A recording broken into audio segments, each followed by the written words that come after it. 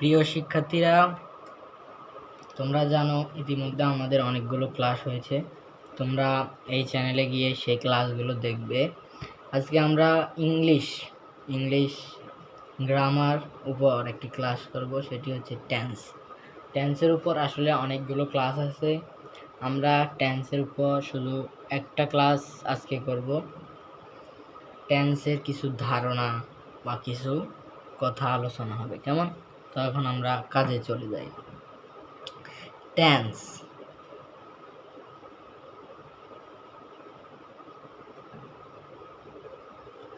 Tense আশা করি তোমরা বুঝতে পারতেছো যে টেন্স বা কাল আমরা জানি। প্রথমে আমরা বাংলাতে এটা জানতে হবে। কাল 3 ধরন হয়ে থাকে: বর্তমান,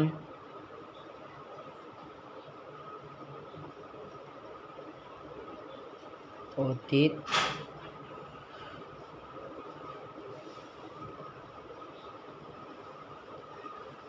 ভবিষ্যৎ কাল।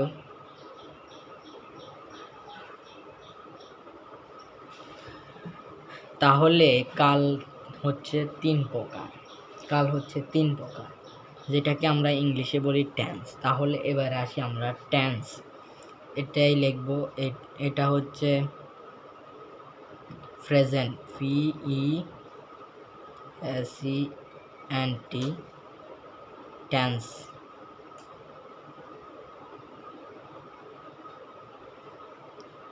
দ্বিতীয়ত হচ্ছে আমাদের ফাস্ট বা অতীত।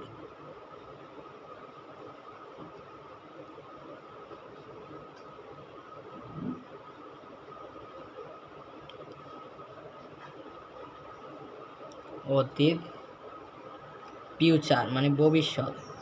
মানুষ যে বলে তোমার ফিউচার অন্ধকার, তোমার ফিউচার ভালো, তো এটাই হচ্ছে টেন্স। প্রথমে আমাদের ধাপে ধাপে আসতে হবে। এই টেন্সটা আমরা বাংলাতে এখানে লিখছি যে কাল 3 প্রকার, কাল 3 প্রকার: বর্তমান, অতীত, ভবিষ্যৎ। এটা ইংলিশে ফাস্ট, প্রেজেন্ট, ফিউচার। এবারে আবার 1 নাম্বার দেখছি আমরা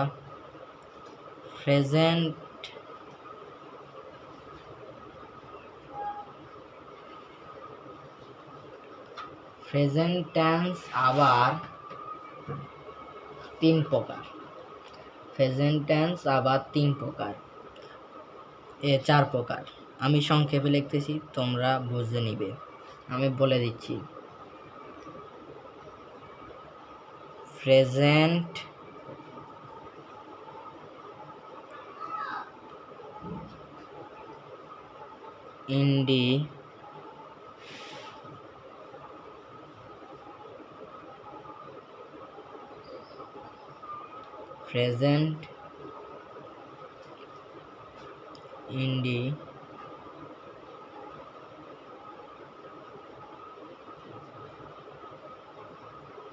প্রেজেন্ট ইনডিফিনিট।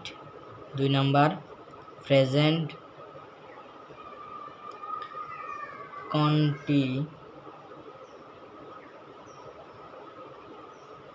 কন্টিনিউয়াস,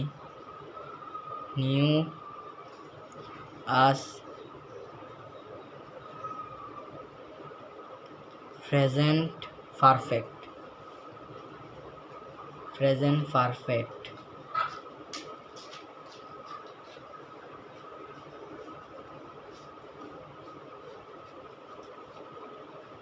4 নাম্বার হচ্ছে প্রেজেন্ট পারফেক্ট কন্টিনিউয়াস টেন্স। তাহলে এভাবে প্রত্যেকটি 4টা করে, আমরা এখন এই ফার্স্টের 4টা নিয়ে আলোচনা করবো আজকে। ফার্স্টের 4টে এই ফার্স্টের চারটাতে আসলে আমরা জানি যে আমরা তো এখনো অনেকেই জানি না যে টেন্স কাকে বলে। টেন্সটা হচ্ছে ক্রিয়াকাল সম্পন্ন হওয়ার সময়কে টেন্স বলে। এটা মনে রাখলেই হবে, এটা এমন জরুরি না। টেন্সটা ইংলিশের গ্রামারগুলো আমাদের করতে হয় কী কারণে? কারণ আমাদের ইংলিশের উপর, যেহেতু আমরা বাঙালি, আমাদের ইংলিশের গ্রামারগুলো জানার কারণে আমরা ইংলিশ করতে পারি। এবং এই টেন্স দিয়ে তুমি narration, voice, verb, preposition, conjunction, এমনকি ট্যাগ কোশ্চেন, অনেক কিছু, অনেক সবগুলো তুমি সলভিং করতে পারবে। বিশেষ করে এটি প্রভাব ফেলে আবার আর্টিকেল শুধু আর্টিকেল নিজেই, আর্টিকেল এটা স্থায়ী নয়। কিন্তু ভার্ব, এই ভার্বটা শিখলে তুমি যেমন টেন্স এখন পারবে। ভার্ব হচ্ছে টেন্সের খাদ্য। টেন্স যে পারবে সে ভার্ব 1000% পারতে হবে, নাহলে টেন্সের কিছুই সে বুঝবে না। কারণ ভার্ব হচ্ছে ক্রিয়া। তাহলে আমাদের টেন্সের সংজ্ঞায় বলা আছে ক্রিয়াকাল সম্পূর্ণ হওয়ার সময়কে টেন্স বলে। তো এখানে টেন্স আমরা ভার্বটা চিনতে হবে প্রথমে, তাহলে আমরা কী করে চিনব যে কীভাবে এটা হয়। তো দেখি আমরা নিয়ে আলোচনা করব প্রথমে প্রেজেন্ট। আচ্ছা, আমরা এখান দিয়ে করি, এটা আলোচনা আমাদের এখান দিয়ে হচ্ছে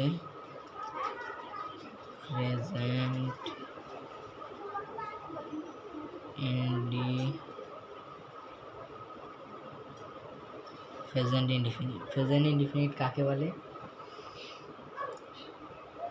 সাধারণত বর্তমানে কোনো কাজ হওয়া সংজ্ঞা দিচ্ছি। বর্তমানে কোনো কাজ চলমান,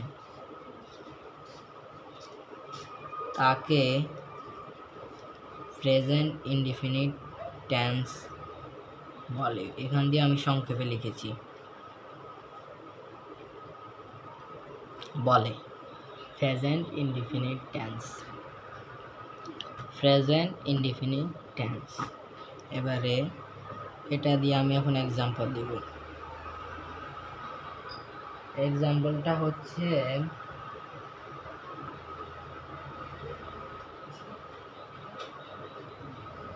আই প্লে, আমি খেলি।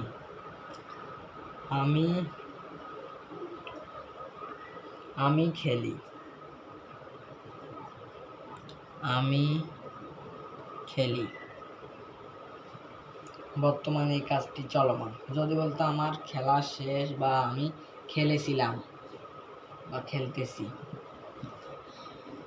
তাহলে এটা চলমান। আর একটা এক্সাম্পল দেখি আমরা।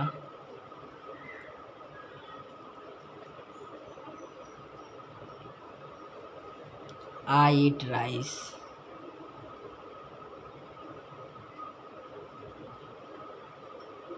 আমি ভাত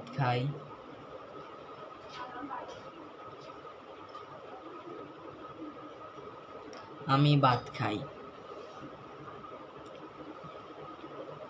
বর্তমান চলতে আমাদের সবচেয়ে ভালো গাইডগুলো হচ্ছে, আমি মনে করি যে লেকচারি। পাঞ্জাবিতে এত ভালো পড়ার এক্সাম্পলটা পাও না, তোমরা কমেন্ট করো। তারপরে হচ্ছে আমি ভাত খাই, এখন এই কাজটা চলমান, এটা চলমান অবস্থায় আছে। তো আমি ভাত খাই, এটা চলমান আছে, তাই এটা প্রেজেন্ট ইনডিফিনিটে ফুটতেছে। এবার প্রেজেন্ট কন্টিনিউয়াস, কোনো কাজ বর্তমানে চলতেছে, নিকট, অনিশ্চিত ভবিষ্যৎ হবে যে এটা শেষ হয়েছে, এরকম বোঝালে এটি হচ্ছে প্রেজেন্ট কন্টিনিউয়াস টেন্স।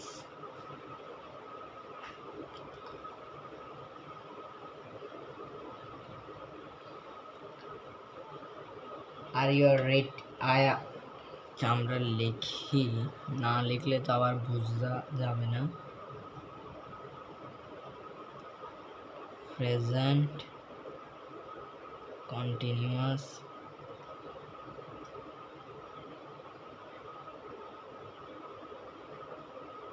টেন্স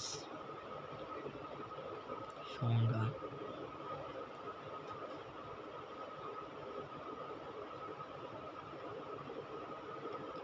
বর্তমানে কোনো কাজ চলছে, শেষ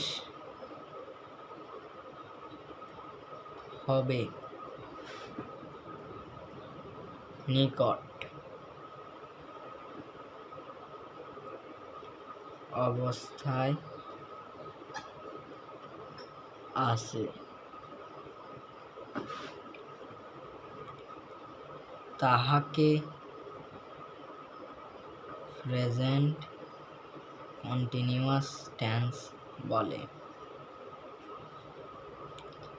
প্রেজেন্ট কন্টিনিউয়াস টেন্স। এবার দেখি আমরা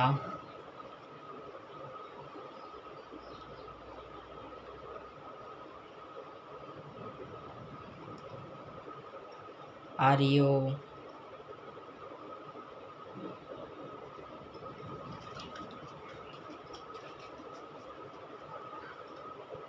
ইটিং রাইস?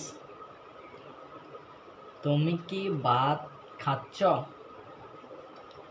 তুমি কি ভাত খাচ্ছ?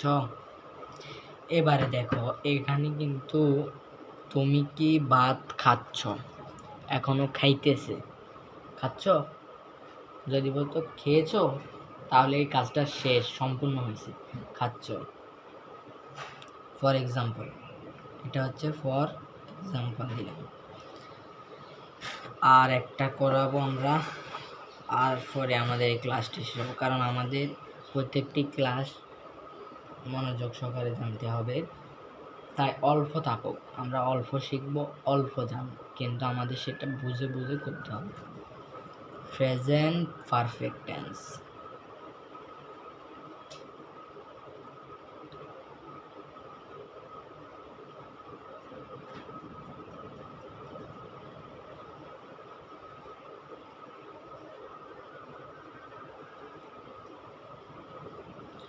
Present perfect tense.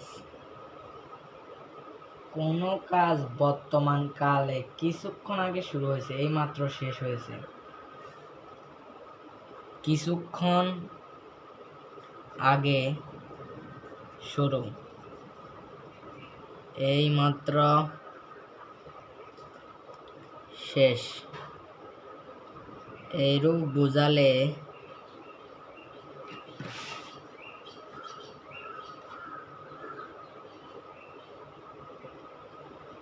তাকে প্রেজেন্ট পারফেক্ট টেন্স বলে। Present perfect tense. Present perfect টেন্সের এখন আমরা একটা এক্সাম্পল দেখব।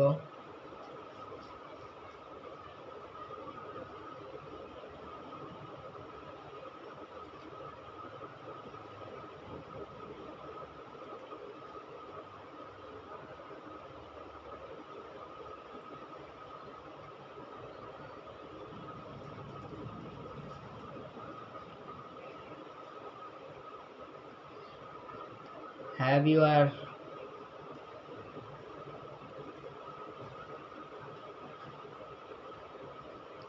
I have played.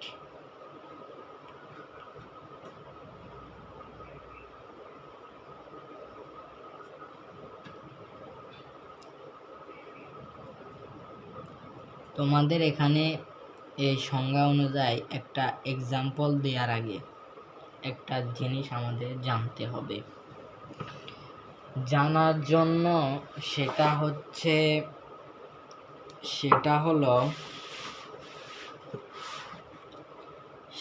হলো জানতে হলে, এখানে এটা জানতে হলে একটা রুলস মনে রাখতে হবে, এটার একটা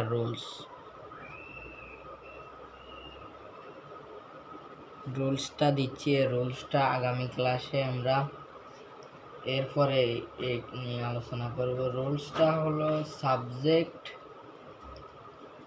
যদি থার্ড পারসন সিঙ্গুলার নাম্বার হয়, হ্যাজ এবং বাকি সকল সাবজেক্টের ক্ষেত্রে হ্যাজ বলবে। যদি শুধু সাবজেক্ট থার্ড পারসন হয়, থার্ড পারসন হলে কি হবে? হ্যাজ। আর অন্য সকল ক্ষেত্রে কি হবে? হ্যাভ। তাহলে হ্যাজ হবে, এটা মনে রাখতে হবে।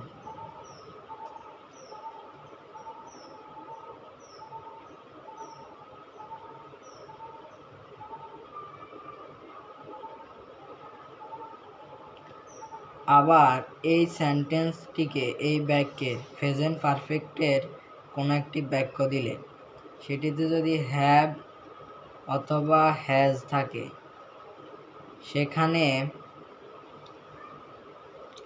হ্যাভ অথবা হ্যাজ থাকলে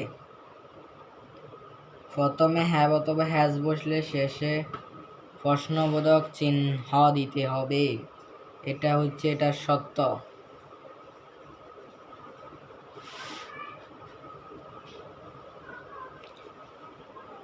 তাহলে আমাদের এই রুলসটা আগামী ক্লাসের জন্য পড়া, এটা আমরা রুলস নিয়ে আগামী ক্লাসের আলোচনা করব। আজকের জন্য ওকে দাও।